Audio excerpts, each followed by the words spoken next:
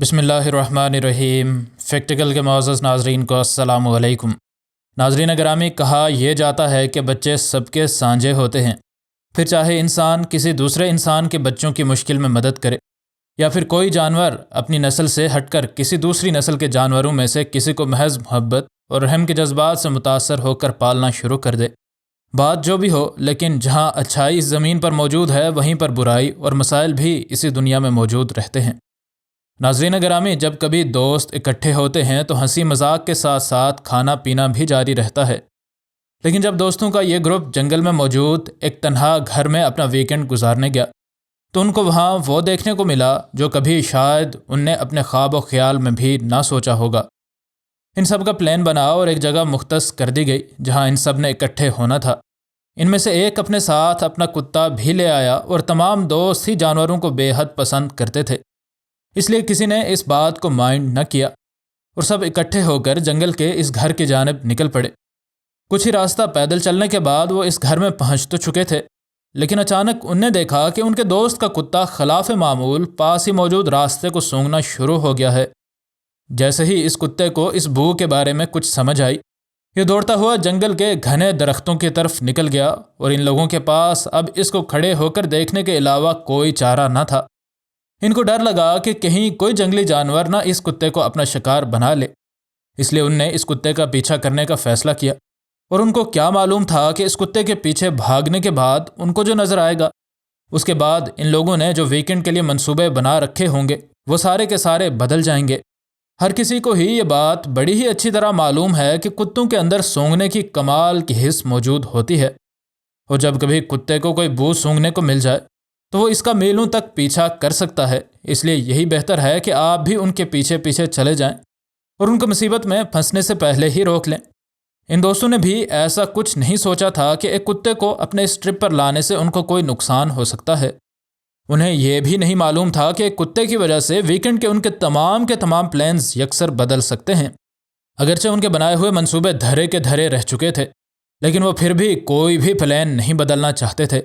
لیکن اصل بات تو یہ تھی کہ آخر اس کتے کو ملا کیا تھا۔ وہ یہ بات دیکھ کر بے حد پریشان تھے کہ جیسے ہی وہ اس جنگل میں آئے اس وقت ہی یہ کتا بغیر آگے پیچھے دیکھے جنگل میں کیوں بھاگ گیا تھا۔ اس کتے کا مالک بھی سمجھ نہیں پا رہا تھا کہ یہ سب کیا ہوا ہے، کیونکہ اس کے مطابق اس کے کتے نے آج تک ایسا کچھ بھی پہلے کبھی نہیں کیا تھا۔ انہوں نے اس کتے کا پیچھا تو کیا، لیکن وہ انہیں کہیں بھی نظر نہیں آ رہا تھا۔ اب جنگل کی خاموشی ان لوگوں کو کسی انہونی کے بارے میں بتا رہی تھی، اور یہ سارے دوست اب اس کتے کا نام لے کر اس کو بلا رہے تھے، اور آخر کچھ ہی دیر کے بعد ان لوگوں کو یہ کتا جنگل میں دو جھاڑیوں کے درمیان نظر آ ہی گیا۔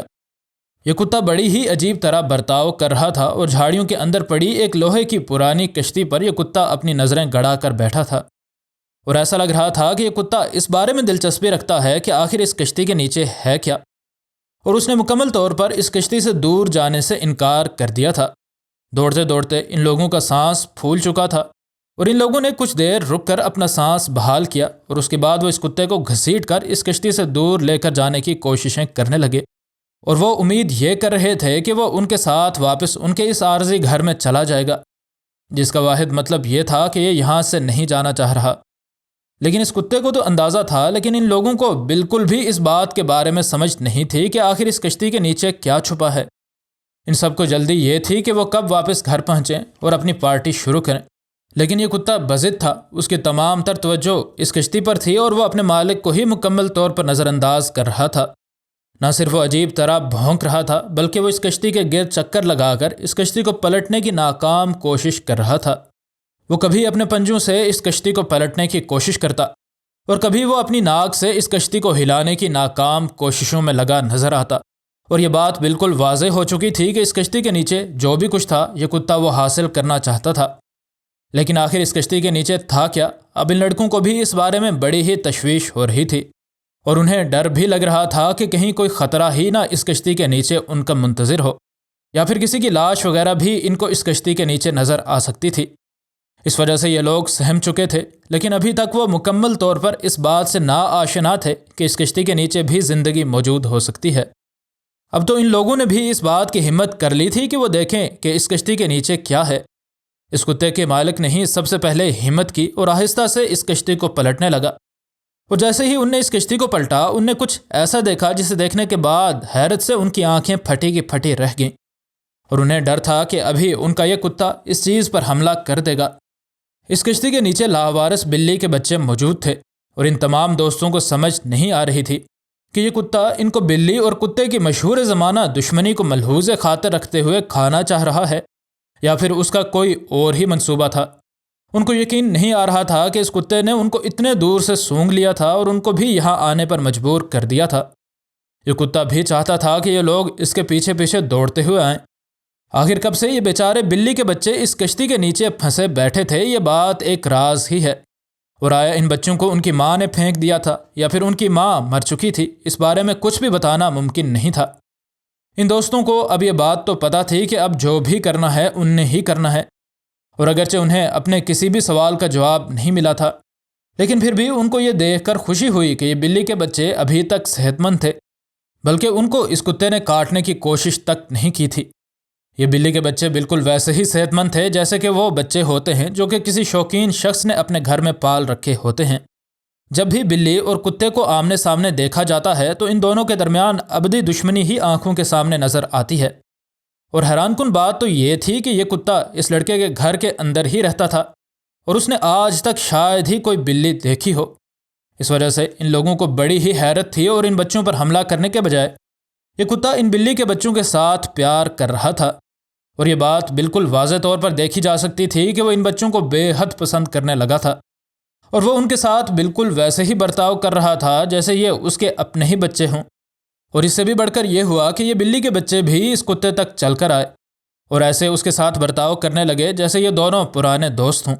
اس کے بعد یہ کتا زیر نظر تصویر میں دیکھا جا سکتا ہے کہ ان بلی کے بچوں کے سامنے منہ رکھ کر بیٹھ گیا، اور ان کو اپنی زبان سے صاف کرنے لگا اور ان کی فر سے مٹی ہٹانے کی کوشش کرتا رہا۔ جب ان لڑکوں نے اس کشتی کو اٹھایا تو اس بلی کے بچوں کی آنکھیں کھلی کی کھلی رہ گئیں، کیونکہ انہیں شاید اپنی اطراف میں پہلی بار ہی اتنا گھنا جنگل دیکھا تھا۔ ان لوگوں کو اب سمجھ نہیں آ رہی تھی کہ آخر وہ ان بلی کے بچوں کے ساتھ کیا کریں۔ ان لوگوں نے ان بلی کے بچوں کو اٹھا کر اپنے ساتھ لے کر جانے کا فیصلہ کیا، اور جیسے ہی ان نے ان بلی کے بچوں کو اٹھایا، یہ کتا بھی ان کے پیچھے پیچھے چل کر آنے لگا۔ ان لڑکوں نے اپنے کھانے کے لیے بہت سا گوشت بھی لایا تھا، اور ان کو جلد ہی یہ بات سمجھ آ گئی تھی کہ اصل میں ان بلی کے بچوں کو یہی چیز کھانے کو چاہیے تھی۔ انہیں ان بلی کے بچوں کو گوشت کا ایک پیالہ بھر کر دیا اور پاس بیٹھ کر ان کو دیکھنے لگے، اور یہ بلی کے بچے گوشت ایسے کھانے لگے جسے دیکھنے کے بعد ان لوگوں کو یہ بات سمجھنے میں کوئی مشکل نہیں ہوئی کہ یہ بلی کے بچے نہ جانے کب سے بھوکے تھے۔ ان دوستوں میں سے ایک دوست اس کشتی کے پاس ہی رک گیا تاکہ وہ اس بات کو یقینی بنا سکیں کہ ان بچوں کی کوئی ماں تو نہیں ہے۔ وہ اس بات کو یقینی بنانا چاہ رہے تھے کہ یہ نہ ہو کہ وہ ان بلی کے بچوں کو اٹھا کر تو لے جائیں اور ان کی ماں ان کو چھوڑ کر شکار پر گئی ہو اور واپس لوٹنے پر اس کو کچھ بھی نہ ملے، اور یوں وہ بچوں کی مدد کرتے کرتے ایک ماں کو بچوں سے محروم نہ کر دیں۔ خیر، بہت دیر انتظار کرنے کے بعد ان کو یقین ہو چکا تھا کہ یہ بچے بن ماں کے ہیں، اور ان کی ماں یا تو مر چکی ہے یا پھر ان کو چھوڑ کر جا چکی ہے۔ ان دوستوں نے پھر ان بلی کے بچوں کو اٹھا کر ڈاکٹر کو چیک کرایا، اور ڈاکٹر نے انہیں یہ خوشخبری دی کہ یہ بلی کے بچے مکمل طور پر صحت مند ہیں اور ان کو آپ لوگ گھر لے جا سکتے ہیں۔ اور آخرکار ان میں سے ایک دوست نے اور دوسرا بلی کا بچہ دوسرا دوست اپنے ساتھ اپنے گھر لے گیا، اور یوں ان کی کہانی ایک اچھے موڑ پر ختم ہوتی ہے۔